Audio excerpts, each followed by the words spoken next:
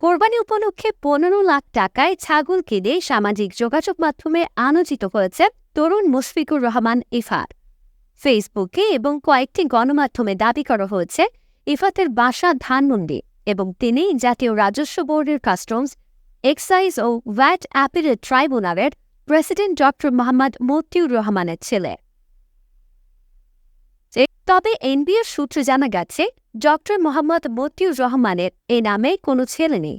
এছাড়া মতিউর রহমানের বাসাও ধানমন্ডিতে নয়, তার ছেলের নাম আহমেদ তৌফিকুর রহমান অর্ণব আর মেয়ের নাম ফারহানা রহমান।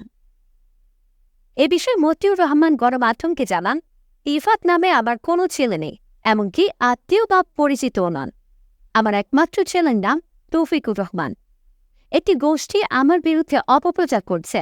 আমি এ বিষয়ে পুলিশের সাইবার ক্রাইম ইনভেস্টিগেশন বিভাগের সহায়তা চেয়ে আইনি পদক্ষেপে যাচ্ছি। সামাজিক মাধ্যমে আমার ছবি ও নাম ব্যবহার করায় আমি বিব্রত। আমি অবশ্যই আইনি পদক্ষেপে যাব। ভাইরাল ওসব পোস্টে বলা হয় ধানমন্ডির এই তরুণ ১৫ লাখ টাকার ছাগল ছাড়াও ৪টি গরু কিনেছেন। সব মিলিয়ে অর্ধকোটি টাকার কোরবানি দিচ্ছেন ইফাত। এসব পশু তিনি আলোচিত সাদিক অ্যাগ্রো থেকে কিনেছেন। তবে গণমাধ্যমকে সাদিক অ্যাগ্রো ফার্মের কর্ণধার মোহাম্মদ ইমরান হোসাইন জানিয়েছেন, আলোচিত তরুণ শুধু ১ লাখ টাকা দিয়ে ছাগলটি বুক করেছিলেন, কিন্তু শেষ পর্যন্ত তিনি পুরো টাকা পরিশোধ করে ছাগলটিকে খামার থেকে বাড়িতে নিয়ে যাননি। পাশাপাশি ওই ছেলের বাবাও রাজস্ব কর্মকর্তা নন, তার বাবা বিদেশে থাকেন। জানা গেছে ওই তরুণ আগেও সাদিক অ্যাগ্রোর বিভিন্ন পশুর সঙ্গে ছবি তুলে ফেসবুকে দিয়েছেন।